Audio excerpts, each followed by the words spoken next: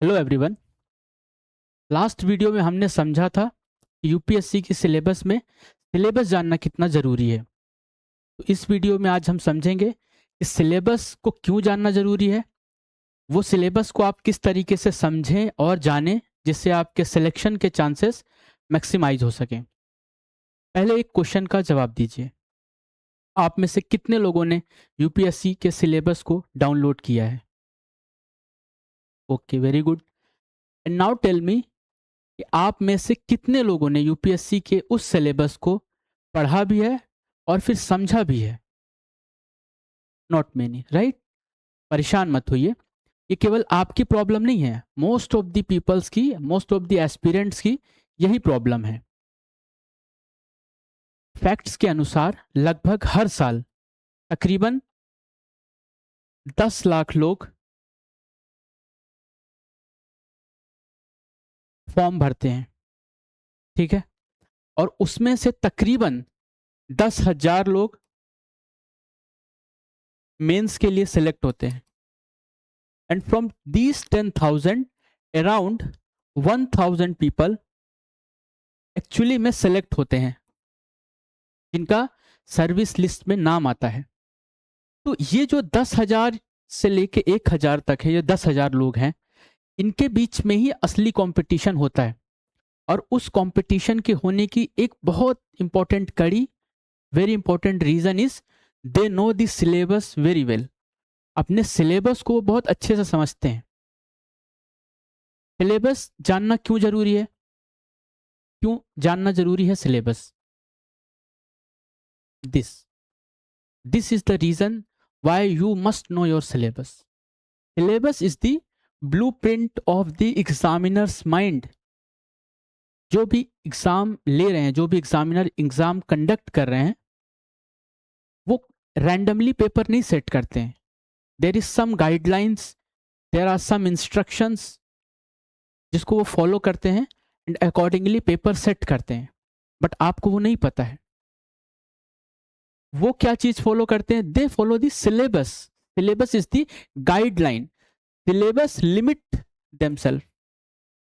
Syllabus क्या करता है? उनको एक लिमिटेड बाउंड्री देता है कि आप इस बाउंड्री के अंदर ही अपने पेपर को तैयार करेंगे। सिलेबस ये नहीं बताता कि आप कौन सी बुक पढ़ेंगे, right?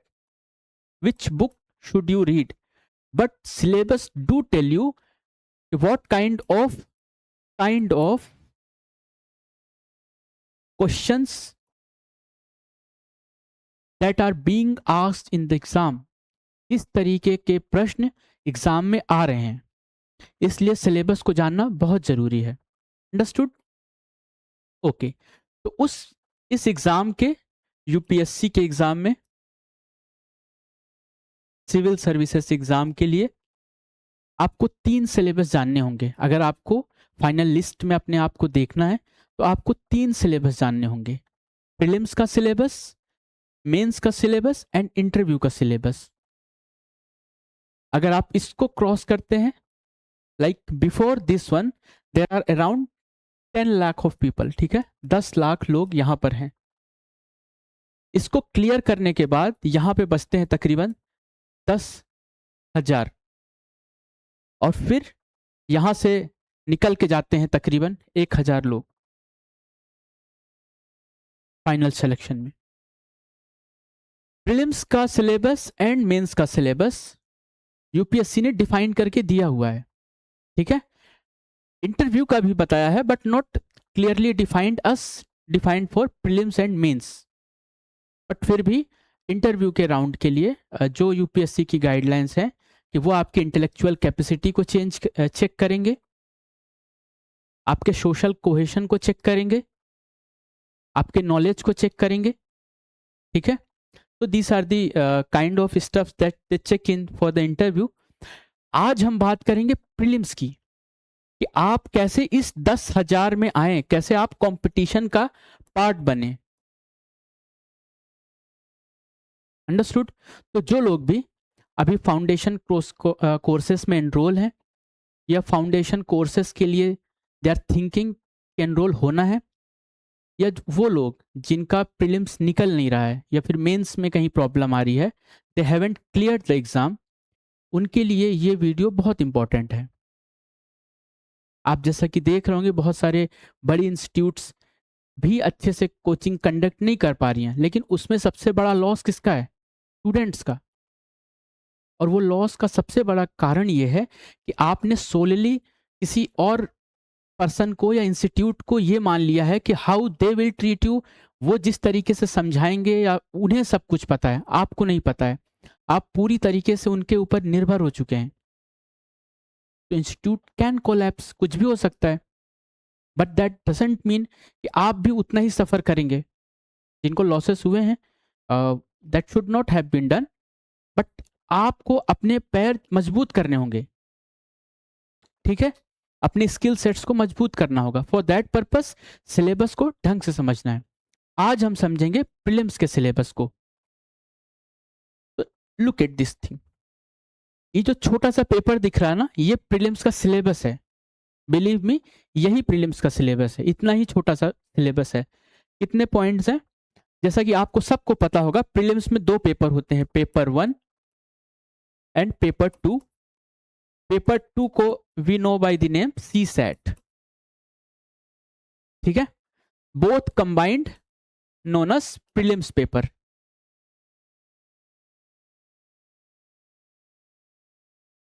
This one prelims paper, ठीक है? बोथ पेपर ऑफ 200 मार्क्स, दोनों पेपर 200-200 मार्क्स के होते हैं। यहां पर मेरिट डिसाइड होती है। And this paper, second paper, is only qualifying.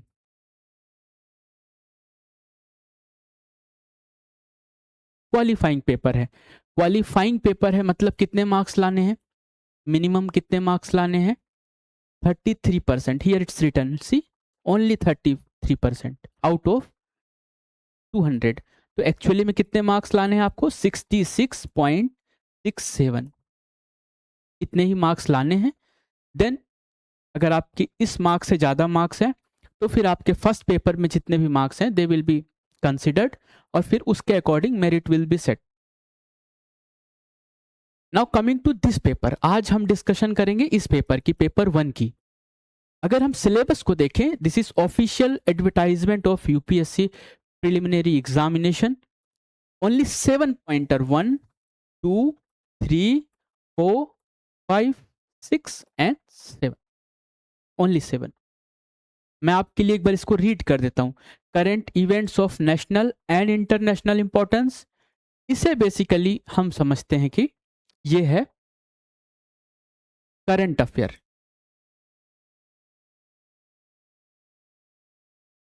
ठीक है? Current events of national and international importance.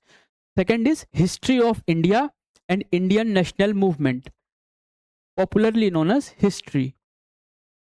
India and world geography, India और वर्ल्ड ज्योग्राफी में क्या पूछे जाएगा? Physical, social, economic geography of India and the world. Thirdly, Indian polity and governance, knowledge of constitution, political system, Panchayati Raj, public policy and rights issue.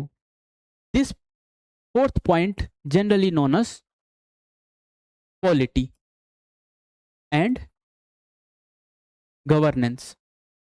This fifth one, economic and social development, sustainable development, poverty, inclusion, demographics, social sector initiatives. ये जो भी keywords यहाँ mention है ना, please pay close attention to it, क्योंकि questions यहीं से ही frame होते हैं। फिर हमें एग्जामिनेशन में ये लगता है कि ये क्वेश्चन क्यों पूछा गया है, बट गाइडलाइंस दी गई हुई है। इट सेट्स द बाउंड्री, है ना, एग्जामिनर की, कि आपको इसी के ही इर्द गिर्द चीजें पूछनी है। So this point is known as economics.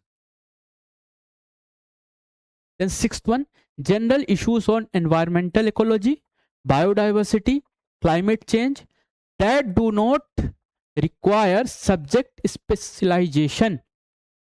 ये क्यों लिखा हुआ है कि सब्जेक्ट स्पेशलाइजेशन नहीं चाहिए? मैं आपको आने वाले स्लाइड्स में समझाऊंगा। But general understanding of environment you should have. आपके रोजमर्रा की चीजों में क्या हो रहा है, क्या न्यूज आ रही है जिससे आम जनमानस का जीवन प्रभावित हो रहा है, तो that you must know. And then the last point, the seventh point, general science. तो ये तो उन्होंने एक गाइडलाइन दे दी, बट आपको क्या समझना चाहिए इससे, किन एरियाज में आपको प्रिपेयर करना चाहिए? For that for that for that you should properly understand what are the core issues that are being asked in these topics। इस टॉपिक के अंदर क्या है, उस सतह के अंदर उतरना होगा। अंडरस्टूड? तो one by one we will closely look what are the issues. Same slide को, दिस सिलेबस वाला पार्ट को I have made into this thing, जिससे कि आप ये समझ पाए कि these are the 7 pillars of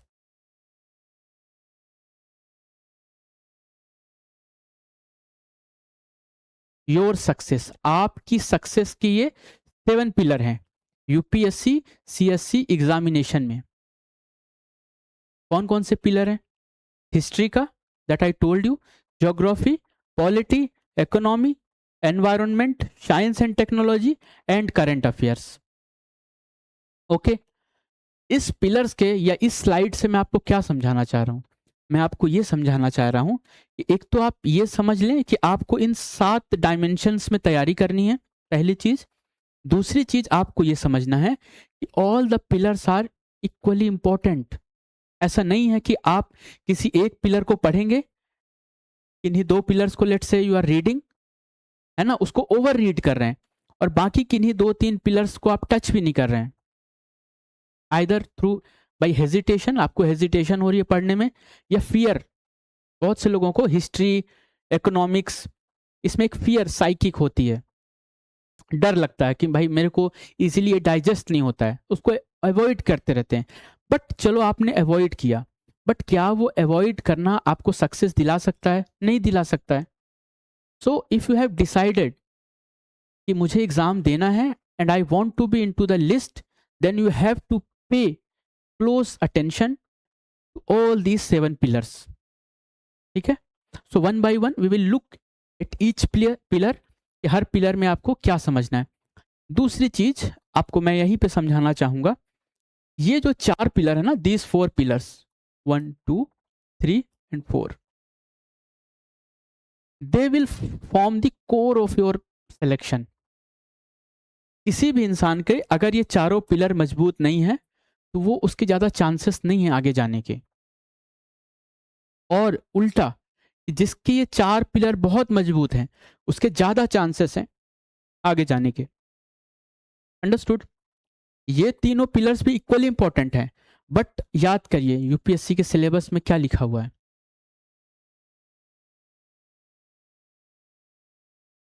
that do not require subject specialisation. तो बहुत सारी आपके जो इर्द गिर्द चीज़ें चलती रहती हैं जिनके बारे में आपको पता है, न्यूज़पेपर में आप उन चीज़ों को देखते रहते हैं थ्रू डिबेट एंड डिस्कशंस, वो आपके कानों से, आंखों से गुजरती रहेंगी, तो वो आप वहाँ पे अटेम्प्ट कर भी सकते हैं एग्जाम में। बट यहाँ पर कोर इश्यूज पूछे जाते हैं। जब तक आप बुक को रीड नहीं करेंगे, एग्जाम्पल्स को अच्छे से नहीं समझेंगे, तो you will not be able to solve questions from these areas. And once you are not able to solve question from these area, जहां से तकरीबन 65% ऑफ द पेपर आता है, तो आप कैसे कर सकते हैं? ठीक है? तो प्लीज पे क्लोज अटेंशन। जो मैं आपको ये बात समझा रहा हूं कि हर पिलर इंपॉर्टेंट है और इक्वली डिवाइड करना होगा। क्योंकि हर पिलर इंपॉर्टेंट है तो विदाउट एनी फियर आपको हर पिलर को बहुत ईमानदारी से कंप्लीट करना होगा। Understood? Okay, now look at this slide. ठीक है? This slide is the development of the last slide only. इस स्लाइड से मैं केवल ये दिखाना चाह रहा हूं कि ये जो 7 पिलर्स हैं, राइट, these 7 पिलर्स, उनका वेटेज क्या है, what is the weightage of the question. कुछ नया इंफॉर्मेशन नहीं है, बस मैं आपकी क्लैरिटी के लिए, सो दैट आपकी क्लैरिटी एकदम फोकस्ड रहे। लुक एट हियर, पॉलिटी में अराउंड 15 to 20 क्वेश्चन, इकोनॉमिक्स में 15 to 20 क्वेश्चन, ज्योग्राफी में 10 to 15% of question, environment ecology में 15 to 20% of question, and similarly history में अराउंड 20% ऑफ क्वेश्चन। सेम उसी डेवलपमेंट में लास्ट स्लाइड में अगर आप देखेंगे, मैं कह रहा था ना सारे पिलर्स इक्वली इंपॉर्टेंट हैं, वो इसी फैक्चुअल इंफॉर्मेशन पे बेस्ड हैं कि ज़्यादातर जो क्वेश्चंस हैं हर टॉपिक में सेम नंबर पे क्वेश्चंस आ रहे हैं। हाँ, ये होगा कि किसी साल पॉलिटी से दे विल आस्क 15 क्वेश्चन, इकोनॉमिक्स में 12 पूछ लेंगे, लेट से ज्योग्राफी में 13, एनवायरनमेंट में 20, देन हिस्ट्री में अगेन 20। तो इस तरीके से चेंज होता रहता है। ठीक है, दो चीज यहाँ पर देखने लायक है। पहली तो with respect to science and technology and current affairs. Current affairs में around 10 to 12 question each year they ask, 10, 12, 13 questions आते हैं। Similarly in science and technology also उतने ही क्वेश्चन हैं। बट सबसे बड़ी प्रॉब्लम इन प्रिपरेशन में क्या है ना कि most of the people devote maximum time, ज़्यादातर समय लोग लगाते हैं इस करंट अफेयर को पढ़ने में। More than 50% of the time goes in current affairs. और कितने मार्क्स वो होल्ड करता है? Around 10 to 12%। अराउंड लेट से मैक्सिमम में 15% क्वेश्चन के लिए 50%, और 15% of the question most aspirant are devoting around 50% of their time। और ये फेलियर का सबसे बड़ा रीजन है एक्चुअली में। अंडरस्टूड? तो give due respect to each of the subjects जो सिलेबस में मेंशन्ड है, जिससे कि आपके सिलेक्शन के चांसेस बढ़ें। आपकी मेहनत से, आपके एफर्ट से वो चांसेस हर दिन, हर वीक, हर मंथ बढ़ना चाहिए। Understood? Now look at history ना, one by one we will look at each of the 7 pillars, और उन पिलर्स में हम ये समझेंगे कि क्या पूछ रहे हैं। क्योंकि सिलेबस में तो अगर आप हिस्ट्री का सिलेबस देखेंगे तो केवल इतनी ही चीज लिखी हुई है, history of India and Indian national movement, सिर्फ इतना ही लिखा हुआ है। बट इस छोटी सी लाइन में हजारों साल की पढ़ाई करनी है। यस, आपने सही समझा, हजारों साल। हिस्ट्री ऑफ इंडिया तो बहुत पुरानी है, प्री हिस्टोरिक पीरियड से हमको पढ़ना पड़ेगा। इंडस वैली सिविलाइजेशन है, वहां से समझना पड़ेगा, उसके भी पहले से। Okay, coming back to the history. History को 4 पार्ट में डिवाइड करके हम पढ़ते हैं। Ancient history, medieval history, modern history और art and culture. 1, 2, 3, 4 parts. Trend क्या है यूपीएससी में हिस्ट्री के रेस्पेक्ट में? On an average 20 question, 18 to 20 question you will find. 2026 में you got, in 2026 you got 21 question from history alone. अकेले history से ही 21 question आए थे। जनरल ट्रेंड ये है कि ancient in past last 3-4 years ancient और मॉडर्न से ज़्यादा क्वेश्चंस आते हैं। ठीक है, around 8 to 10 questions are from modern history, similarly 5 to 6 question from ancient history. Last year they asked around 11 question from the ancient history. So that I was telling you, है ना, आपको मैं वही चीज बता रहा था कि ये क्वेश्चंस के नंबर वेरी करते रहते हैं, इसलिए आपको ढंग से पढ़ाई करनी है कि कभी किसी ईयर में जब आप अपीयर हो रहे हो तो कुछ क्वेश्चंस का अगर फ्लक्चुएशंस भी हो रहा हो तो you are well prepared for that. Recent past में मेडाइवल से क्वेश्चंस कम हुए हैं, but you never know, UPSC तो है ही अनएक्सपेक्टेड। तो आप जब जाएं next year you may find good number of questions from medieval history also.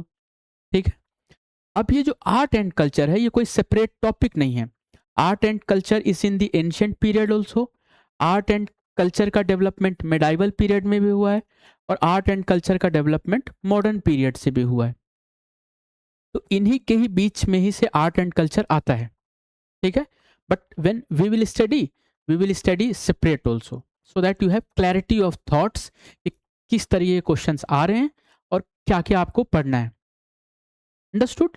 Now let's move forward, dig deeper और प्रॉपरली समझते हैं हर सेगमेंट से, एंशियंट से, मेडाइवल से, मॉडर्न से एंड आर्ट एंड कल्चर से विथ रेस्पेक्ट टू हिस्ट्री आपको क्या पढ़ना चाहिए। अंडरस्टूड? तो एंशियंट हिस्ट्री बिगिन होती है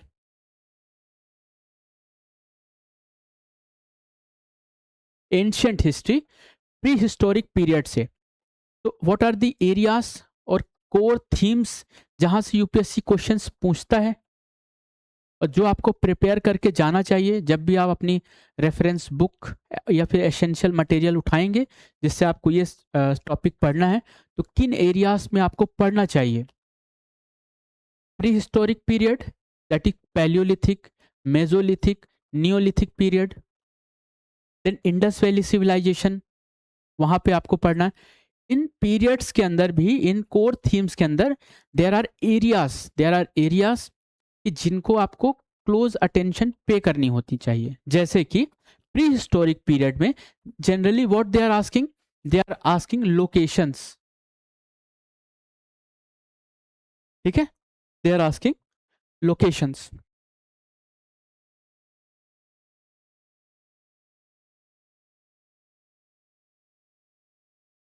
फिर आपको प्री हिस्टोरिक पीरियड में लोकेशन याद करनी चाहिए कि कौन सी पैलियोलिथिक साइड है, कौन सी मेजोलिथिक साइड है, कौन सी नियोलिथिक साइड्स है। एंड देन ईच पीरियड, जैसे अगर नियोलिथिक पीरियड है तो उसकी खासियत क्या है, what is special about neolithic period, वहां क्या डेवलपमेंट हुआ, वो ट्रांजिशन क्यों हुआ, why. Always your why should be strong.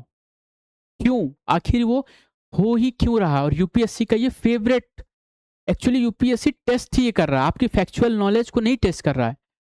They are testing where do know, ये वाई का आप जानते हैं कि नहीं जानते, क्यों हो रहा है, इसके पीछे कारण क्या है। अंडरस्टूड? तो pre historic period, Indus valley civilization. Then third important area is Vedic period. The questions are coming from Vedic period. Vedic period is divided into two parts: Upper Vedic period या early Vedic period and later Vedic period. अब same चीज है, why it is called Upper Vedic and why it is called Lower Vedic? क्या बदल गया, यहां से यहां पर क्या बदला, तो फिर वहां से वो क्वेश्चंस आ रहे हैं। अंडरस्टैंडिंग? इन महाजनपद, बड़े साम्राज्य बने। ठीक है, देयर वर 16 महाजनपद।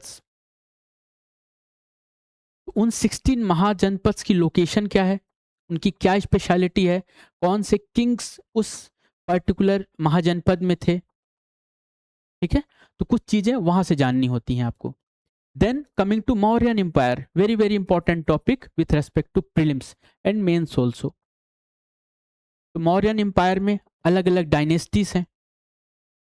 ठीक है, and then what you should know, kings जैसे अशोक।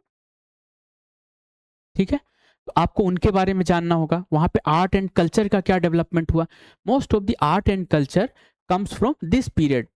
ठीक है, मौर्यन पीरियड, एंशियंट पीरियड का बहुत सारा जो आर्ट एंड कल्चर है मौर्यन पीरियड से इंस्पायर्ड है और वहां से इन्फ्लुएंस्ड है, वहां से वो पूछते हैं। Understood? Okay, then post Mauryan period, Maurya के बाद साम्राज्य टूटे तो कुछ छोटे साम्राज्य बने, नए साम्राज्य बने, जैसे शुंगा, कन्वा, सतवाहना, ये जो भारतीय साम्राज्य थे। कुछ बाहर से आए जैसे कुषाण, शाका, तो उनके बारे में जानना है। कौन से इंपॉर्टेंट किंग्स हैं, क्या उनका कंट्रीब्यूशन है, contribution with respect to art and culture. Okay, then after post Mauryan period you must know about Gupta empire. Then you must know post Gupta period, after the Gupta period फिर अगेन छोटे एम्पायर्स हुए, तो वो कौन कौन से हैं। रिसेंट ट्रेंड में पोस्ट मौर्यन और पोस्ट गुप्ता पीरियड से बहुत सारे क्वेश्चंस आए हुए हैं। जनरली स्टूडेंट्स या एस्पिरेंट उसको नेग्लेक्ट कर देते हैं। Then you have Vakataka dynasty and Vardhana dynasty. Vardhana dynasty, जहां से you have known Harsha, Harshavardhana, ठीक है। तो ये ट्रांजिशन में एंशंट से मेडाइवल के बीच में है हर्षा। तो these are the areas, but इसके अंदर भी बहुत सारे डायमेंशंस हैं दैट यू मस्ट नो। तो जब हम एंशंट हिस्ट्री पढ़ेंगे तो we will look very closely and deeply one by one each topic, ठीक है। आज के लिए वो ज़्यादा हो जाएगा। Today we will only limit our self to the syllabus understanding, कि सिलेबस जो यूपीएससी डिफाइन करता है उसका मतलब क्या है। Understood. Now let's move forward to medieval period. Medieval में क्या पूछना है या क्या पूछते हैं? एक और चीज मैं आपको यहां बताना चाहूंगा, इसको पढ़ने का सोर्स क्या होना चाहिए। This is the syllabus, this is the topic. Source क्या है? सोर्स दो तरीके के होते हैं। एक तो होता है एसेंशियल सोर्स, जो कि गो टू बुक होती है, आपको वो पढ़नी है, वो बुक तो पढ़नी ही है। And then one source is reference material. इसी को कंसोलिडेट करने के लिए आप रेफरेंस मटेरियल यूज करते हैं। तो एसेंशियल मटेरियल क्या है? एनसीईआरटी की book. Most of the questions या अंडरस्टैंडिंग आपको एनसीईआरटी की बुक से यहाँ पे मिल जाएगा। रेफरेंस क्या है? कोई भी सप्लीमेंट्री बुक्स किसी राइटर की, या newspaper, PIB, press information bureau, ठीक है। यहाँ पे गवर्नमेंट नया अपडेट्स देती रहती है इन्हीं एरिया से रिलेटेड, क्योंकि most of the questions are current influenced also. Current में कोई चीज आई हुई है, कोई न्यूज है, और फिर वो उसी से इन्फ्लुएंस, लेट्स से कि वका टका डायनेस्टी की टाइम की कोई मूर्ति ऑस्ट्रेलिया ने इंडिया को गिफ्ट कर दी, ओके, जो कि इंडिया में स्मगल होके इंडिया से बाहर चली गई थी। Now they have given back to India. तो question can come from the Vakataka dynasty or something about art and culture with the Wakataka dynasty. So you have to use this reference material as a guideline also. Understanding? Now let's move forward. Medieval period. Medieval history में क्या है? Early medieval period, ठीक है। This period is from 8th century to 12th century. 8वीं शताब्दी से लेके 12वीं शताब्दी तक। Here 20% means history, हिस्ट्री जो थीम है, जो पिलर है, around 20% of the questions comes from this theme, okay. देखिए, मैंने सारी कोशिश करी हुई है कि आप किसी भी तरीके से किसी भी स्लाइड में अटेंशन लूज ना करें। आपका फोकस जितना क्लियर रहेगा, अर्जुन को जितनी क्लियर मछली की आंख से दिखेगी उतना ही क्लियर निशाना होगा। अंडरस्टैंडिंग? ओके। तो अर्ली मेडाइवल पीरियड, ये जो 400 साल का समय है, उसमें बहुत सारे छोटे छोटे किंगडम्स हैं ओवर द टाइम इन 400 सालों में। जैसे गुर्जरा प्रतिहारा, पालास, राष्ट्रकूटास, चोलास, उनके बारे में पढ़ना है, ठीक है। वहां से क्वेश्चंस आते रहे हैं। देन दिल्ली सल्तनत, around 12th century, 13th century to 16th century। Delhi सल्तनत में मेजर डायनेस्टीज जो हैं वो Mamluk dynasty, Khilji dynasty, Tughlaq, Sayyid and Lodhi. तो यहाँ पे किस तरीके से क्वेश्चंस आते हैं? Mostly the questions are of art and culture specific. Art और कल्चर स्पेसिफिक क्वेश्चंस यहाँ से आते हैं।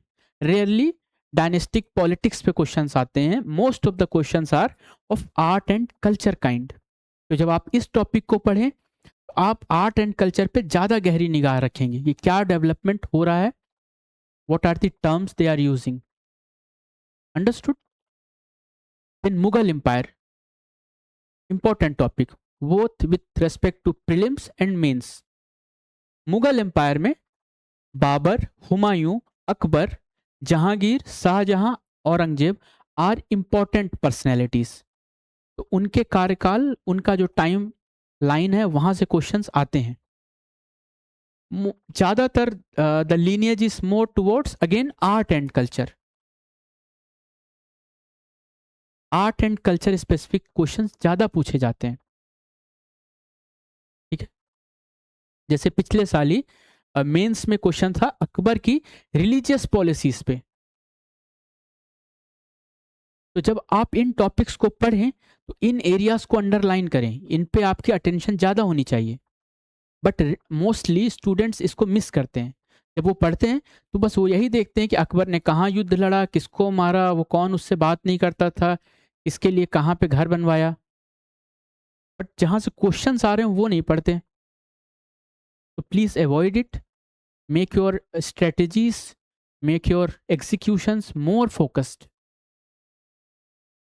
With respect to Maratha, the key feature is rise under Shivaji, expansion of power under Peshwas. तो पेशवास से क्वेश्चंस आते हैं, शिवाजी के रूल से आते हैं। जैसे कि अभी this one, Maratha forts were in news, है ना, फोर्ट्स।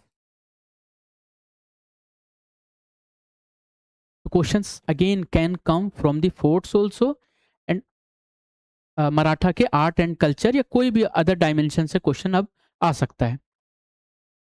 मिडाइवल में then Sikh empire rise under Maharaja Ranjit Singh, ठीक है, खालसा पंथ, and there are other stuffs also with respect to Sikh empire that you must know. Then a home kingdom that was formed in Assam. Post Mughal transition, Mughals के बाद क्या हुआ, decline of Mughal, और कैसे वो डिसइंटीग्रेट हुआ, तो उसको जानना है। जब भी यूपीएससी के किसी भी सिलेबस के पार्ट में ट्रांजिशन फेज आएगा, दैट बिकम्स इंपॉर्टेंट।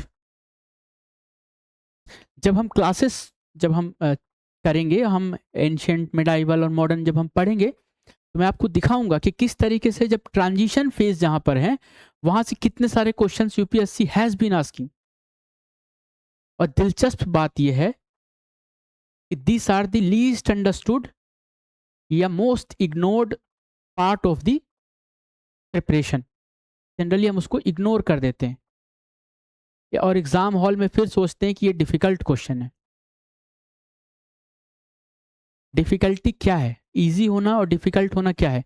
जिस चीज पे आपको क्लैरिटी है, आपको समझ है, वो चीज आपको इजी लगेगी, और जिस पे आपको क्लैरिटी नहीं है, समझ नहीं है, वो आपको डिफिकल्ट लगेगी। That's it, understood? Then regional kingdoms, later Mughal, after the Mughals what happened. So these are the broad areas on which medieval themes are asked. The questions from medieval themes are asked. Okay. And for again this one, medieval history के लिए you should refer NCERT only. ठीक है, NCERT पढ़ सकते हैं, और Tamil Nadu board की books also you can have.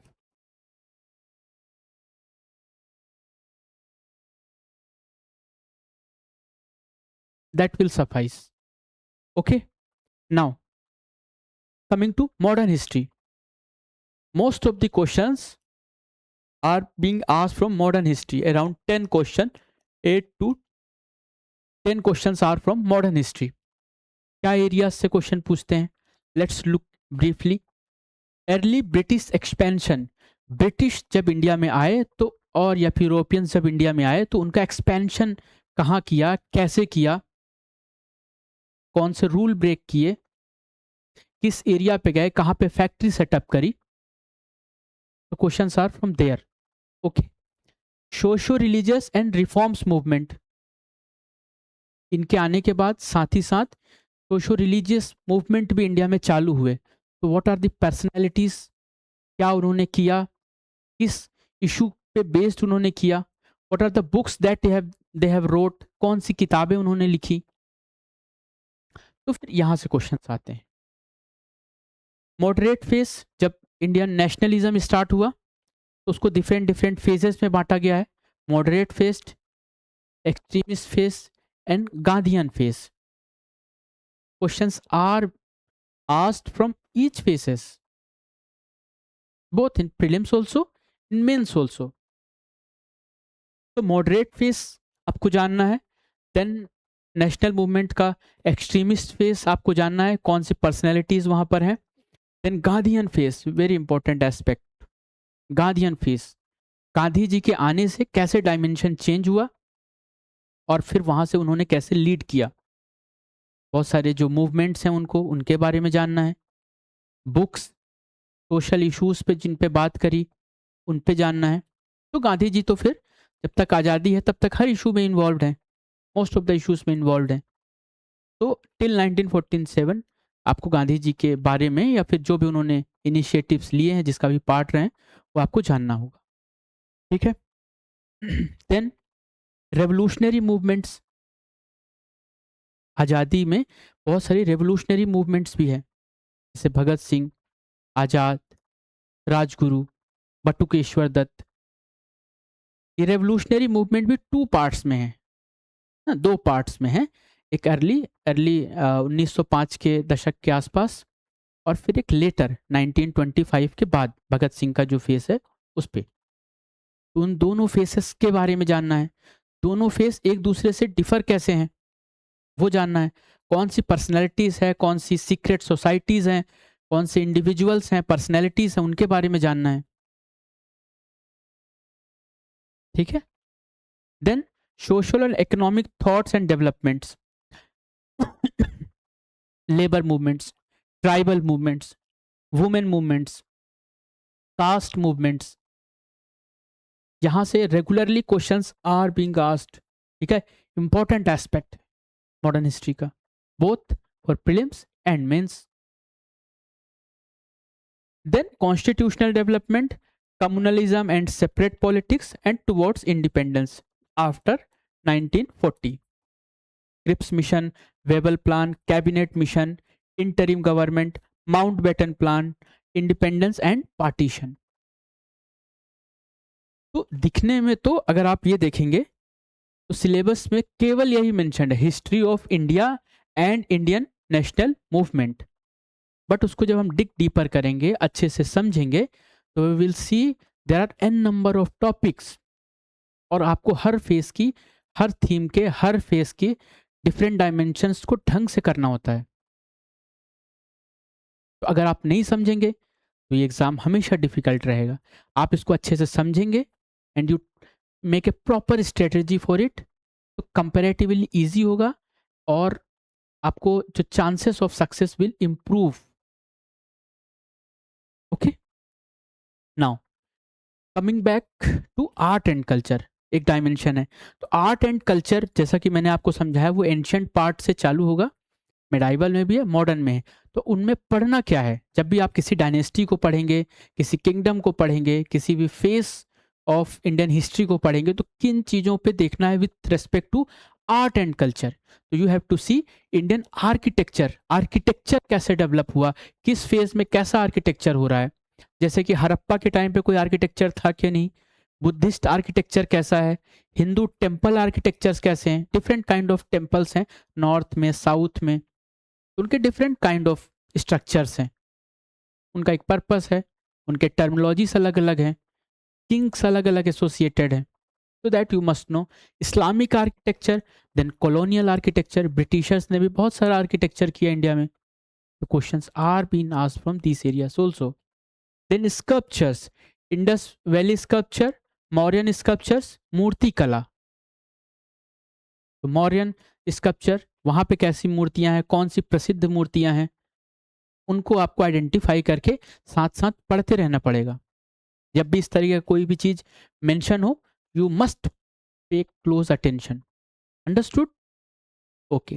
Then paintings, different phases में अलग अलग पेंटिंग्स होती रही हैं। ठीक है, या तो भीमबेटका की पेंटिंग से लेके एम एफ हुसैन की पेंटिंग तक एक लंबा क्रम है वो। उसमें आपको अजंता की पेंटिंग्स, बाघ पेंटिंग्स, मुगल पेंटिंग्स, राजपूत पहाड़ी पेंटिंग्स, एंड कंपनी की पेंटिंग्स, उनके बारे में आपको जानकारी जब भी मिलेगी यू हैव टू, या कोई आप न्यूज़ देख रहे हैं वहां पर इससे जुड़ी कोई भी न्यूज़ है या इशू है, तो that you must know. Understood? Then Indian music, questions इस साल भी म्यूजिक से पूछा गया था। तो Vedic music, classical music, folk music and musical instruments also. Personalities also, जो पर्सनैलिटीज इससे जुड़ी हैं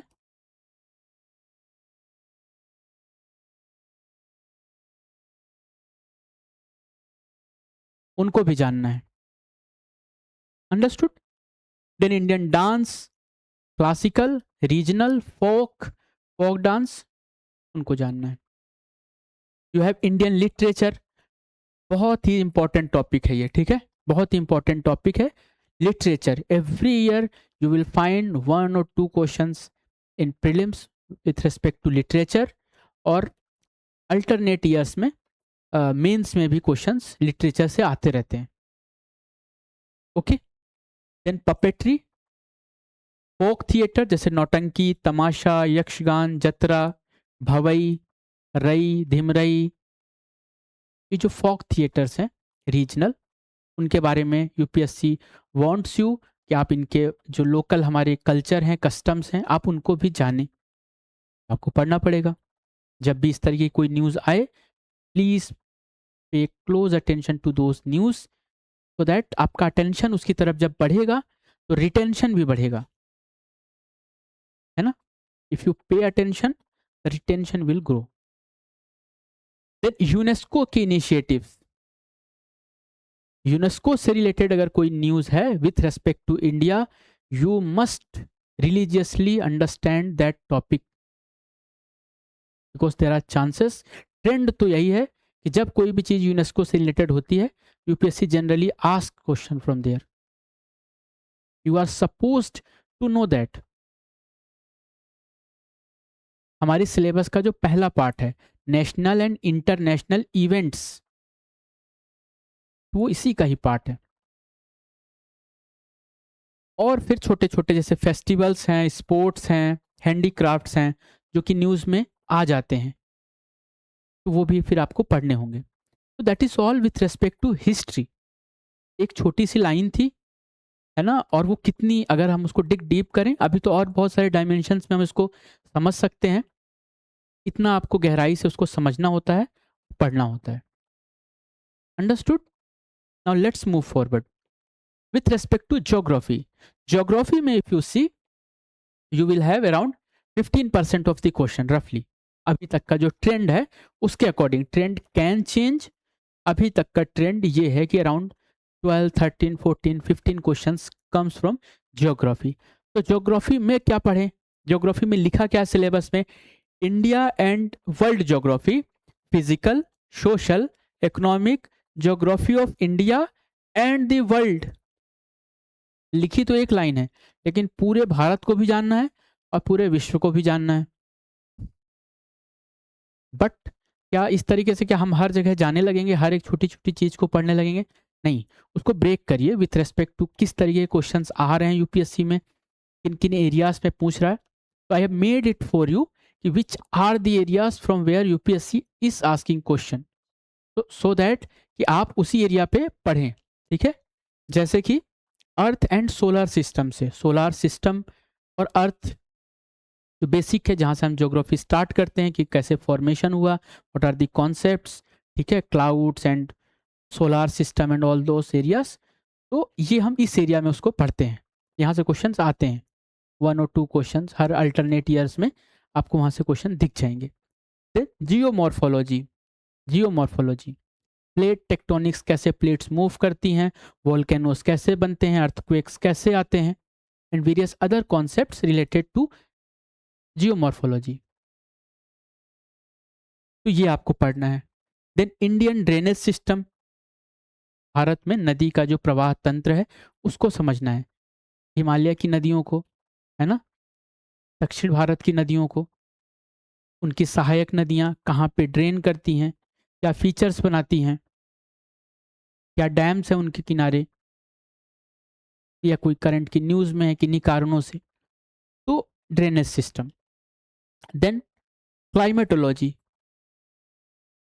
मॉनसून, है ना, साइक्लोन, थंडर स्टॉर्म, ब्रीज। तो इस तरीके क्लाइमेटोलॉजी एक टॉपिक है that you have to understand. Then Indian economic geography, India की ज्योग्राफी में इकोनॉमिक पार्ट, एग्रीकल्चर है जिसका पार्ट, या फिर और भी इंडस्ट्रीज हैं जो भी वहाँ पर रिलेटेड हैं, उनके बारे में आपको वहाँ से क्वेश्चंस आ रहे हैं तो वहाँ आपको जाके पढ़ना पड़ेगा। देन इंडियन फिजियोग्राफी, इंडिया के पहाड़, इंडिया की नदियाँ, इंडिया के तालाब, इंडिया के प्लेट्यूज, इंडिया के रिफ्ट्स, ये सब आपको अच्छे से कंठस्थ करना है। You should have to by heart it. Factually भी जानना है, कॉन्सेप्चुअली भी अंडरस्टैंड करना है। Then map based questions, each year if 15 questions आते हैं ना, तो आप ऐसे समझ ली around 5 questions are map based. 5 questions are map based. अगर आपको मैप की समझ है, then only you will be able to solve those question. अगर अच्छे से करेंगे तो दे आर इजियर, बहुत ईजी हैं। अगर आप उसको नहीं समझेंगे तो फिर गेस वर्क करना पड़ेगा। Most of the time UPSC के एग्जाम में वो गलत हो जाते हैं। दी सारी दी एरिया। देन ओशियोनोग्राफी से क्वेश्चन आते हैं, ओशियंस के सिस्टम से, है ना, ओशन करंट, ओशन के वाटर की डेंसिटी, मूवमेंट, सॉइल, मृदा, मिट्टी, उसके feature, different kinds of soils, उस पर्टिकुलर सॉइल में किस तरीके की प्रोडक्शन होती है, क्या उसके अंदर न्यूट्रिएंट्स हैं, क्या उसके सॉइल में उग सकता है, क्या नहीं उग सकता है, क्या चैलेंजेस हैं उस सॉइल के, किस एरिया में पाई जाती है वो soil. Understood. Then vegetation, vegetation मतलब किस तरीके की वनस्पतियां होती हैं, है ना, एवरग्रीन, डेसिडियस। तो और इस तरीके की वनस्पति में किस, कौन से, मतलब इस पर्टिकुलर वनस्पति में किस तरीके के पौधे, पेड़ उगते हैं, ये कहाँ पर लोकेटेड है, इसकी क्या स्पेसिफिक फीचर्स हैं, that you must no. Water resources से क्वेश्चंस आते हैं, world economic geography and agriculture, important topic, agriculture, different crops, crop systems, जैसे कि वीट, वीट को ग्रो करने के लिए क्या कंडीशंस होनी चाहिए, राइस, राइस को चैलेंजेस क्या हैं, इंडिया का प्रोडक्शन क्या है, वर्ल्ड में क्या उसका प्रोडक्शन का है, या कोई ऐसी current news with respect to agriculture या horticulture that has came into news. Let's say कि अमेरिका ने कुछ सैंक्शंस लगाए हैं या कुछ किसी पर्टिकुलर क्रॉप में कोई इशू रेस किया हुआ है, तो दैट बिकम्स इम्पॉर्टेंट। ज्योग्राफी के लिए जो सोर्स है, दे आर एनसीईआरटी बुक्स, है ना, जो मेन सोर्स है, जो एसेंशियल सोर्स है, this is NCERT books of class 11 and 12th mainly, वहां से पढ़ना है। These topics are covered. इसके साथ साथ current affair is important. Current affair मतलब आपका न्यूज़पेपर एंड पीआईबी, अगर यहां से कोई चीज आ रही है गवर्नमेंट के थ्रू या कोई इशू रेज हुआ, let's say cyclone came, particular cyclone came, तो उसमें क्या चेंजेस हुए हैं, क्या साइक्लोन है, कब आया है, कहां पर लैंड किया है, क्या इंटेंसिटी है, दैट यू मस्ट नो। तो बेसिक कॉन्सेप्ट्स तो you have to understand. Conceptually understand करने के लिए बुक चाहिए, और उसको डायनेमिक बनाने के लिए जो यूपीएससी का ट्रेंड है, UPSC how they ask the question, होता क्या है कि आप इस कॉन्सेप्ट को पढ़ते हैं, पर उस कॉन्सेप्ट से रिलेटेड कोई करंट में इवेंट हो रहा है, तो दे लिंक दैट कॉन्सेप्ट, और वो फिर इस तरीके से क्वेश्चन पूछेंगे कि आपको कॉन्सेप्ट भी समझ में आना चाहिए और आपकी करंट में कोई डेवलपमेंट हुई है वो भी आपको पता होनी चाहिए। This is one of the reason कि स्टूडेंट्स कंफ्यूज हो जाते हैं, वो पढ़ते तो रहते हैं और फिर एक ही तरफ पढ़ते रहते हैं, या दूसरे तरफ पढ़ भी रहे हैं तो they are not able to interlink those areas. Parts में पढ़ते हैं, एक पार्ट में ये पढ़ रहा है फिर एक पार्ट में वो पढ़ रहे हैं। जब तक आप इंटरलिंकिंग नहीं सीखेंगे, आप हमेशा परेशान रहेंगे एग्जाम हॉल में। और ये पक्की बात है, सच्ची बात है। मैं आपको बार बार इस चीज के लिए चेता रहा हूं। I am making you understand, please understand. When ever you read, थोड़ा चर्निंग ऑफ द ब्रेन होनी चाहिए, ठीक है। Think over it. ऐसे रट्टू तोते की तरह आप पढ़ते मत रहो बस। तो फिर आप 10 घंटे पढ़ो, 12 घंटे पढ़ो, if you are not able to interlink things, that will not help. Understood? Okay. तो these are the source that you must read. दो चीज़ें इंपॉर्टेंट हैं विथ रिस्पेक्ट टू ज्योग्राफी। पहला है कि कॉन्सेप्ट्स को बहुत अच्छे से समझना है। जैसे कि साइक्लोन है, तो साइक्लोन किन कंडीशंस में बनता है, क्या क्या कंडीशंस हैं साइक्लोन्स की, किस एरिया में बनेगा, किस एरिया में नहीं बनेगा, वो कॉन्सेप्ट है that you must understand. But then you have to closely understand कि करंट पे, जैसे लेट्स से कि अभी एल नीनो ईयर है, what is happening with El Nino, India के कॉन्टेक्स्ट में क्या है, व्हाट इज एल नीनो, कितने टाइम पीरियड के। तो बहुत सारा डेटा अभी आएगा न्यूज़ के फॉर्म्स में, और गवर्नमेंट की government will publish so many of stuffs and other stuffs also that you must read और understand. But once concept is clear, तो ये जो करंट का जो पार्ट होता है, बस आपको उसमें बस बस लिंक करना होता है। प्रॉब्लम क्या है, कॉन्सेप्ट नहीं है, तो फिर आप हर न्यूज से उस कॉन्सेप्ट को समझने की कोशिश करते हैं, तो एक्स्ट्रा टाइम लगता है उसको पढ़ने में, और कॉन्सेप्ट भी नहीं डेवलप होता। Understood? Okay. Now now come to polity and governance. UPSC के सिलेबस में क्या लिखा है? Indian polity and governance, constitution, political system, Panchayati raj system, public policy, rights issue, etcetera. अभी एटसेट्रा लिख दिया, इस तरीके के बहुत सारे कॉन्सेप्ट्स होंगे। कॉन्स्टिट्यूशन लिख दिया, अब कॉन्स्टिट्यूशन में एन नंबर ऑफ कॉन्सेप्ट्स हैं। ठीक है। पॉलिटिकल सिस्टम लिख दिया, there are again n number of concepts. Democratic है, रिपब्लिक है, ठीक है, कैबिनेट है, पार्लियामेंट्री है। ओके। सो लिखा तो एक ही लाइन है, but what are the major areas from where UPSC is asking the question. कौन कौन से वो प्रमुख मुद्दे हैं, इश्यूज हैं, थीम्स हैं, जहां से यूपीएससी क्वेश्चन पूछ रहा है। क्या है? प्रीएम्बल, प्रस्तावना कॉन्स्टिट्यूशन की, वहां से क्वेश्चन है। फीचर्स ऑफ द कॉन्स्टिट्यूशन, हमारा कॉन्स्टिट्यूशन है कैसा, कितने भाग हैं, शेड्यूल्स कितने हैं, पार्ट कितने हैं, फ्लेक्सिबल है कि रिजिड है। फिर से सेपरेट चैप्टर है ना, वो कौन सी सोर्स है I will tell you, but separate chapters are there, so you must go there and read there. Then political system, as I told you, किस तरीके का पॉलिटिकल सिस्टम है, पार्लियामेंट्री है, हम तो पार्लियामेंट्री सिस्टम फॉलो करते हैं, तो फिर पार्लियामेंट्री सिस्टम का एसेंस पूछेंगे कि क्या है पार्लियामेंट्री सिस्टम का मतलब। कैबिनेट फॉर्म ऑफ गवर्नमेंट है, तो कैबिनेट का मतलब क्या, कैबिनेट क्यों होती है, किसको आंसरेबल होती है।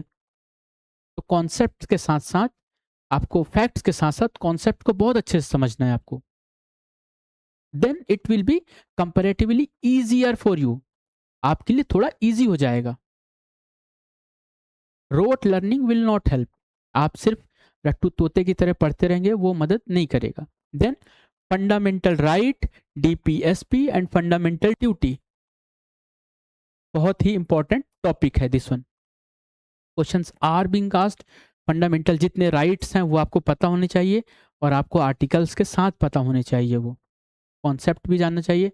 बहुत सारे जो फंडामेंटल राइट्स हैं उनमें लिमिटेशंस हैं, तो वो लिमिटेशंस क्या हैं वो आपको पता होनी चाहिए। देन डीपीएसपी है, डीपीएसपी अलग अलग डीपीएसपी क्या क्या चीज़ों के लिए डायरेक्टिव्स देते हैं वो आपको पता होना चाहिए। देन फंडामेंटल ड्यूटीज़, इनसे रिलेटेड अगर कोई अमेंडमेंट है तो वो फंडामेंटल राइट में ही right number, article number 21, right to life है, राइट टू लाइफ।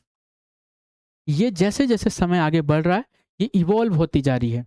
जैसे कुछ समय पहले तक प्राइवेसी होना कोई फंडामेंटल राइट का पार्ट नहीं था, लेकिन जैसे सोशल मीडिया बढ़ा और उसमें लोगों, उसके बारे में लोग जागरूक हुए, तो अब प्राइवेसी इज फंडामेंटल राइट। तो ये आर्टिकल 21 इवॉल्व हो रहा है। तो यू नीड टू नो कि जो रीसेंट जजमेंट्स हैं सुप्रीम कोर्ट्स के, वो आपको पढ़ना पड़ेगा, एटलीस्ट हैव एन अंडरस्टैंडिंग कि उनका क्रक्स क्या है, व्हाट दे आर टेलिंग, और वहां से लिंक करके आपको पढ़ना पड़ेगा। Just rote learning will not help. Then Indian judiciary, supreme court, high court, Gram Nyayalaya, NALSA, questions in सारे एरियो से, सारे सारे एरियाज से पूछा जा चुका है। तो जुडिशरी का मतलब ये नहीं है कि सुप्रीम कोर्ट और हाई कोर्ट ही पढ़ लेंगे, लोअर कोर्ट से भी क्वेश्चंस आ रहे हैं, तो वो भी आपको तैयार करना पड़ेगा। देन पार्लियामेंट, पार्लियामेंट में Lok Sabha, Rajya Sabha, passage passage of the bill, bill कैसे पास होता है पार्लियामेंट में, पार्लियामेंट्री कमिटीज का क्या रोल है। बहुत इंपॉर्टेंट टॉपिक है, मेंस के लिए भी, प्रीलिम्स के लिए भी क्वेश्चंस यहाँ से आते ही रहते हैं। देन स्टेट लेजिस्लेचर, उसके बारे में जानकारी। Then centre state relation, centre और स्टेट के बीच में जो रिलेशंस किस तरीके से होते हैं, executive legislative relations, financial relations. बहुत सारी कमिटीज बनी है सेंटर स्टेट रिलेशंस पे, उन कमिटीज ने क्या रिकमेंडेशन दी है, किस ईयर में बनी है, वो जानना होता है। नॉर्थ ईस्टर्न काउंसिल के साथ कैसे हम डील करते हैं, नॉर्थ ईस्टर्न स्टेट्स के साथ, तो that all you need to know. Then local government, here से पंचायती राज, यहाँ तो केवल पंचायती राज है, but local government is the correct term I think UPSC should have wrote, क्योंकि आपको फिर क्वेश्चंस लोकल गवर्नमेंट के फॉर्म में आ रहा है कि आप पंचायत से भी क्वेश्चंस आ रहे हैं, देन म्युनिसिपल कॉरपोरेशन से भी क्वेश्चंस आ रहे हैं, पंचायत इन जो ट्राइबल एरियाज हैं वहां से क्वेश्चंस आ रहे हैं, अंडरस्टैंडिंग। वहां से अमेंडमेंट, डिफरेंट अमेंडमेंट्स, जो रिसेंट अमेंडमेंट्स हैं वहां से क्वेश्चंस आते हैं। जो हिस्टोरिक अमेंडमेंट्स हैं पास्ट में, जैसे 42nd, 44th, 97th, 86th amendment, है ना, they are important amendments, you need to know those amendments. First amendment लिखा तो केवल एक लाइन है, but you need to figure it out, and इस ये तो एक लिमिटेड नंबर ऑफ है, देर आर मोर, जैसे इमरजेंसी इज मिसिंग हियर, तो question can come on emergency, वो भी पॉलिटी का ही पार्ट है, इंडियन पॉलिटी का पार्ट है, इंडियन कॉन्स्टिट्यूशन में मेंशन्ड है, understanding. So this is all with respect to polity. 20% of the weightage it holds. Generally 15 to 20%, 15 to 20 questions usually come. अभी थोड़ा सा नेचर चेंज हुआ है, बट बेसिक सोर्स क्या है इसका पढ़ने का, बेसिक सोर्स इज NCERT की books and Laxmikanth, and reference material is newspaper, PIB and government sources.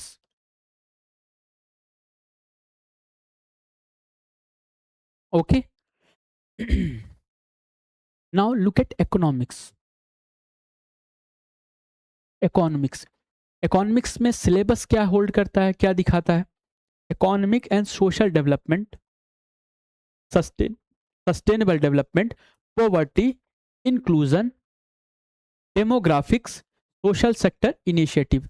Can you figure out one thing, economics में ज्यादा फोकस कितना है, सोशल एंगल पे, poverty, inclusion, demographic, social sector initiatives. तो जब आप economics पढ़ेंगे, कोर इकोनॉमिक्स भी पढ़ेंगे, तो बहुत सारे एरियाज में उनका social impact you must understand, because they are asking question from there. What are the areas questions have been coming? Money, banking, finance, capital markets, budget, taxation and public finance, international trades and bodies such as WTO and other bodies, उनके बारे में वहां पर क्या issues चल रहे हैं वो आपको जानना होता है। Sectors of economy and macro economics, different sectors of economics, primary, secondary, tertiary sector, क्या एक्टिविटीज इन्वॉल्व हैं, गवर्नमेंट क्या कर रही है वहां पर, what are the issues involved, that you must know. Then infrastructure, human resource development, inclusive growth. देखिए, मैं एक चीज ये समझाना चाह रहा हूं कि इकोनॉमिक्स में दो चीजों का ध्यान देना है। पहला है कि आपके कॉन्सेप्ट्स, उसके लिए कोई एक सोर्स बुक चाहिए which make your concept related to these areas clear. जैसे कि फाइनेंस है या फिर बजट है, how the budget is made, क्या क्या इश्यूज इन्वॉल्व हैं, देन बैंकिंग है, फाइनेंस है। तो concept has to be cleared. तो एक अच्छी सोर्स बुक होनी चाहिए। लेकिन साथ ही साथ बहुत सारा, जैसे पॉलिटी में मैंने बताया, इकोनॉमिक्स में बहुत सारा जो क्वेश्चंस होते हैं, बहुत सारे they are influenced with current. Current में कोई भी इशू हो रहा है उससे वो इन्फ्लुएंस्ड हैं वो क्वेश्चंस। लाइक अगर ट्रेड वॉर चल रहा है, ठीक है, या सैंक्शंस चल रहे हैं, कुछ क्वेश्चंस वहां से होंगे। अगर ऑयल के prices they are going high, है ना, ड्यू टू वॉर, तो उसमें क्या प्रॉब्लम क्रिएट हो रही है विथ रेस्पेक्ट टू इंडिया और दी वर्ल्ड, वहां से क्वेश्चंस आएंगे। तो इसके लिए यू शुड, अगर आपको आदत है तो बहुत अच्छी बात है, और आदत नहीं है तो आप अपनी आदत डेवलप करिए न्यूज़ में, न्यूज़पेपर में इकोनॉमिक्स की न्यूज़ पढ़ने के लिए। Initially it will be tough, hard, difficult, लेकिन over the time gradually it will become easy, फिर डाइजेस्टेबल हो जाता है। Once it become digestible, understanding, तो things become easier. Understood? Okay. तो with respect to economics the golden rule is this: concept plus current. अगर आपने सिर्फ concepts पढ़ा है, करंट पे आपका ध्यान नहीं है, यू मैक्सिमम क्वेश्चंस आप सॉल्व नहीं कर पाएंगे, because they are linked with current affairs. कोई उसका फैक्ट होगा, कोई उसका डेटा होगा, समथिंग और the other. Okay, this is with respect to economics. Environment, 20% of the questions you will get from economics, sorry, environment and ecology. What is the UPSC syllabus? What does it say? General issues or environmental ecology, biodiversity, climate change. तीन ही term है: environmental ecology, biodiversity and climate change। तो climate change के बहुत सारे topics हैं, बहुत सारे initiatives हैं, बायोडाइवर्सिटी से रिलेटेड बहुत सारे कॉन्सेप्ट्स हैं, एंड इन्वायरमेंटल इकोलॉजी से रिलेटेड बहुत सारे कॉन्सेप्ट्स हैं। आगे क्या लिखा है? That do not require subject specialization. इसका मतलब ये नहीं कि आप कोई सब्जेक्ट पढ़ेंगे नहीं, स्पेशलाइज तरीके से क्वेश्चंस नहीं होंगे, मतलब इतने लाइक कि बहुत ज़्यादा कोर कॉन्सेप्ट्स नहीं पूछे जाएंगे जो न्यूज़ में आ रहा है न्यूज़पेपर से। ये paper mostly it is influence with current. these two papers, this one and the other one that we will see, this one, science, general science. So environment is mostly influenced by current affair, और वो भी तकरीबन 18 महीने से लेके 2 साल तक का। एटलीस्ट 18 महीने तक का तो आपको आइडिया होना चाहिए कि पिछले 18 महीनों में क्या हुआ है। ओके, तो what are the areas from where the questions are coming? Ecosystem, biodiversity, protected areas, ठीक है, conservation and organization, laws and policies, climate change, pollution, forest loss, unconventional energy sources, और टर्म्स इन न्यूज। जब आप इसको deal करेंगे environmental and ecology को, तो बहुत सारे नए टर्म्स आते रहते हैं, ठीक है। या तो नए होंगे, आप अभी डेवलप हुए होंगे, या तो उस तरीके से नए होंगे जिनको आप नहीं जानते होंगे, ठीक है। कोई स्पीशीज आ गई न्यूज़ में, उसके कोई प्रोटेक्टेड एरियाज के बारे में न्यूज़ आ गई, तो then they will ask from protected area. बहुत सी कोई समिट चल रही है, कोई forest law is in the news. Climate change के तो बहुत सारे समिट्स होते रहते हैं, पेरिस एग्रीमेंट पे अभी भी क्वेश्चन पूछे जाते हैं पेरिस एग्रीमेंट से। There are many concepts that have been discussed in the Paris agreement, so they keep on asking, understanding various laws and policies which are related to environment and ecology, that you must read. So you should have a reference book. ठीक है, NCERT will not help much in this one. ठीक है, कुछ basic concept clear करेंगे. आपको इसके लिए newspaper पढ़ना मस्ट है. ठीक है, if you are not following newspaper, अगर न्यूज़पेपर फॉलो करते हैं तो good. If you are not following newspaper, तो फिर आप कोई एक मैगजीन जो कि एनवायरनमेंट और इसको अच्छे से कवर करे, दैट यू मस्ट रीड. और फिर रेफरेंस बुक हैं. Reference book generally Shankar IAS की बुक लोग रेफर करते हैं. पीएमएफ की बुक है, वहाँ से रेफर करते हैं. You should have either of the two. One book आप कोई भी रख लें, जिससे कि आपको कोई कॉन्सेप्ट नहीं समझ में आए, तो just go into that page and read about that concept कि किस तरीके से क्वेश्चंस आर बीइंग आस्क्ड, वो बेसिकली कॉन्सेप्ट क्या कह रहा है. And then please keep a close eye, एक अपनी अच्छी नज़र रखें न्यूज़पेपर में. इन पर्टिकुलर एरिया से रिलेटेड कोई भी अगर न्यूज़ आई है, you must understand and know this. मतलब एफर्ट तो करना ही होगा.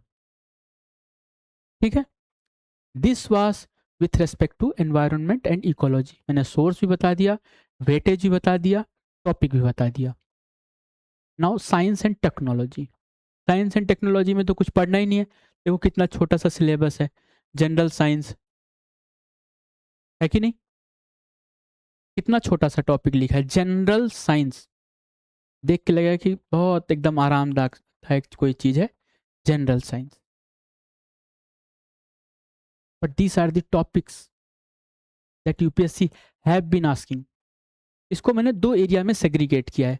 जनरल साइंस मतलब एक बेसिक साइंस से क्वेश्चंस आ रहे हैं, और एक आ रहे हैं साइंस एंड टेक्नोलॉजी से, technology related aspect of the science. और एक जनरल साइंस है.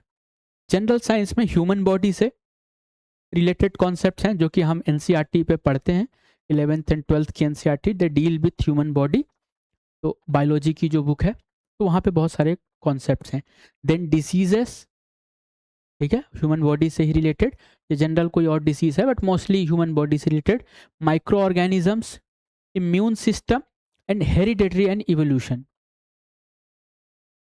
इनका वेटेज, अगर देर आर 10 क्वेश्चंस, अगर यूपीएससी में 10 क्वेश्चन आते हैं, तो जनरली आपको एक या दो या मैक्सिमम से maximum 3 question you will find from this area, maximum अभी तक के ट्रेंड में. But most of the questions are coming from this science and technology, and this is more current affair related. आप देख पा रहे हैं नैनो टेक्नोलॉजी में कोई डेवलपमेंट, बायोटेक्नोलॉजी में कोई डेवलपमेंट, स्पेस टेक्नोलॉजी में कोई development, information and communication technology में कोई डिफरेंट, और डिफेंस टेक्नोलॉजी में कोई development. This are current related aspects. इसके लिए आपको न्यूज़पेपर पढ़ना पड़ेगा. इसको गवर्नमेंट के सोर्सेस को देखना पड़ेगा कि वहां पर कोई नया इनिशिएटिव आया है क्या. डिफेंस में, डिफेंस टेक्नोलॉजी में इंडिया ने क्या किया, अभी लास्ट ईयर के ही पेपर में there were questions from defence technology. Nano technology and biotechnology तो फेवरेट टॉपिक्स हैं. ठीक है, तो this way you have to segregate कि आपको पढ़ना क्या है. अगर साइंस एंड टेक्नोलॉजी में अगर आप ये नहीं करते, तो at least you should be well with this area ना, जहां पे मैक्सिमम क्वेश्चंस आ रहे हैं. अंडरस्टूड? ओके. तो this is with respect to science and technology. इसका कोई जनरल सोर्स नहीं है. NCERT will only help in some of the topics. ठीक है, एक दो टॉपिक्स में. दैट इज ऑल्सो 11th या 12th की जो एनसीईआरटी है वो. बट आपको करंट अफेयर से अपडेट रहना पड़ेगा. तकरीबन 18 महीने मिनिमम, 1.5 साल तक का current affair you must no. और उसमें आपको प्रैक्टिस करनी पड़ेगी, सो दैट कि ये कॉन्सेप्ट में क्लैरिटी आ जाए. है ना, आपने केवल पढ़ लिया but there is no clarity. जैसे कि जब कोविड आया था, आफ्टर दैट ईयर, उसके बाद question was from Covid and immunity. बहुत सारी वैक्सीन बनाई जा रही थी, तो question came from the vaccines. Okay, जैसे इन 2026 ओनली इंडियन गवर्नमेंट ने मिशन सुदर्शन चक्र लॉन्च किया, सुदर्शन डिफेंस टेक्नोलॉजी में. ठीक है, तो question came from Sudarshan Chakra. Okay, now let's move forward. Current affair, aspirants का one of the most favourite topic. Current affairs, current events of national and international importance. Okay, इतना ही लिखा हुआ है, current events of national and international importance. अगर आप, मैं ये मान लूँ कि this is the pie chart preparation का, तो generally this area maximum time इसकी प्रिपरेशन में जाता है, एंड अदर 6 पिलर्स को बस इतनी ही जगह दी जाती है. This is the major reason of your failure. Understanding, this is the major reason of your failure. तो जब आप करंट अफेयर पढ़े, क्योंकि पढ़ना तो है ही, हमने ये समझा कि जितने भी 6 पिलर्स हैं, polity, history, geography, economics, environment, science and tech, इन सब में current affair is closely integrated. If something is happening in some issues या केस या जजमेंट या पॉलिटिकल कोई इशू है, हिस्ट्री में if something new has been found out, geography में कोई नया साइक्लोन या एल नीनो या नया कोई कॉन्सेप्ट हैज केम, है ना. Similarly in environment, similarly in science and tech, जैसा कि मैंने आपको लास्ट एग्जांपल में समझाया. तो करंट अफेयर वही है. तो I have segregated some areas. जब आप न्यूज़पेपर को उठाएं या कोई न्यूज़ सुन रहे हो, बट जनरली जब आप न्यूज़पेपर को उठाएं तो उन एरियाज में आप देखें वो क्या हैं. वो ये हैं. क्या एरियाज हैं? Government initiatives and schemes. जब भी आप न्यूज़पेपर में कोई बड़ी स्कीम, कोई बड़ा इनिशिएटिव देखें, उसके टारगेट्स देखें, you should pay close attention. Bill passed in parliament recently, with in last 1 year या 1.5 साल में, वो 18 मंथ्स में कोई बिल पास हुआ है पार्लियामेंट में, तो यू मस्ट नो कि क्या हुआ है, क्या इसके प्रोविजंस हैं, किस बिल को रिप्लेस कर रहा है. Then economic survey and budget, है ना, with respect to economics, important. तो इकोनॉमिक सर्वे एंड बजट आप प्रीलिम्स में जाते हैं तो इट्स अ रिचुअल कि आप उसको पढ़ के जाते हैं. क्वेश्चंस कैन कम, मेंस में क्वेश्चंस की प्रोबेबिलिटी ज़्यादा रहती है आने की, ठीक है. Then supreme court and high court judgements. Current affair में अगर कोई नया जजमेंट आ गया है जो कि हमारे कुछ राइट्स को चेंज कर रहा है, नए राइट्स को ऐड कर रहा है, या कोई अमेंडमेंट पे कुछ है, या any issue has been raised, ठीक है, विथ रिस्पेक्ट टू लेजिस्लेटर और legislative and executive and judiciary, तो फिर आपको वो जानना चाहिए, वो पढ़ना चाहिए.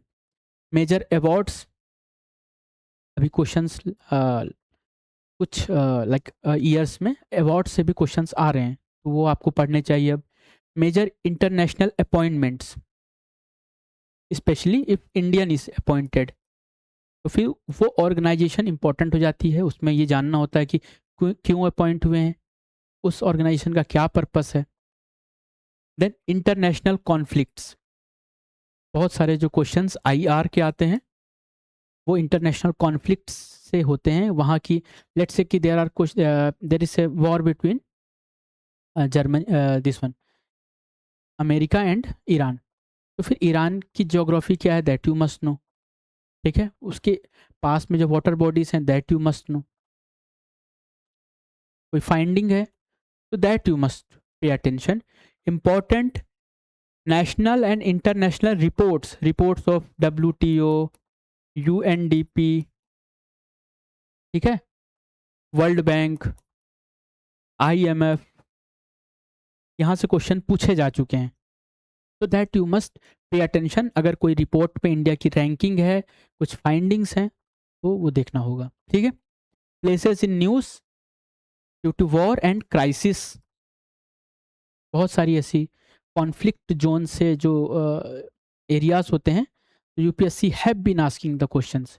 मोस्टली आपके जो अफ्रीका में मिलते हैं ऐसी कंट्रीज जहाँ पे वॉर या क्राइसिस चलते होते हैं, है ना, तो वहाँ से क्वेश्चंस आते हैं. ग्रुप्स और ethnic and racial groups in news, इन्हीं एरियाज से रिलेटेड कुछ एथनिक ग्रुप्स होते हैं, या इस कॉन्फ्लिक्ट से रिलेटेड कोई एथनिक ग्रुप होंगे, तो उनके बारे में जानना है कि ये पर्टिकुलर ग्रुप कहाँ पे पाए जाते हैं.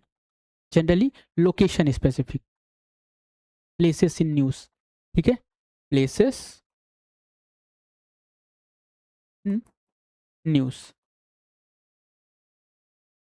Understood? These are the areas today we understood. Syllabus जो यूपीएससी का 7 पॉइंटर दिखता है विथ रेस्पेक्ट टू पेपर 1, जितना वो सरल बाहर से दिखता है उसके अंदर बहुत सारी डेप्थ है, बट क्लैरिटी जितनी होगी उतना ही गोल क्लियर होता जाता है। अंडरस्टूड ना? ओके, तो if anyone wants mentorship and guidance with respect to civil services preparation, you can contact us at www.purnaias.com। आप अपना मेल ड्रॉप कर सकते हैं, हमारी वेबसाइट पे विजिट कर सकते हैं, वहाँ पर there are things for you to download, वहाँ से आप डाउनलोड कर सकते हैं। You can reach us at पूर्णाइस Telegram channel. We have the WhatsApp number 9893 16 15 30, 9893 16 15 30। ठीक है, this is our contact details। reach out to us if you have any problem, okay? And make your preparation clear, understanding should be clear, तब पढ़ने में भी मजा आएगा and chances of success will increase। okay, on that note I'm ending today। next video we will dwell on some other topic, उसको भी deeply understand करेंगे, और इसी तरीके से आराम से पढ़ते रहिए, एंजॉय करते रहिए। Okay okay, bye, take care.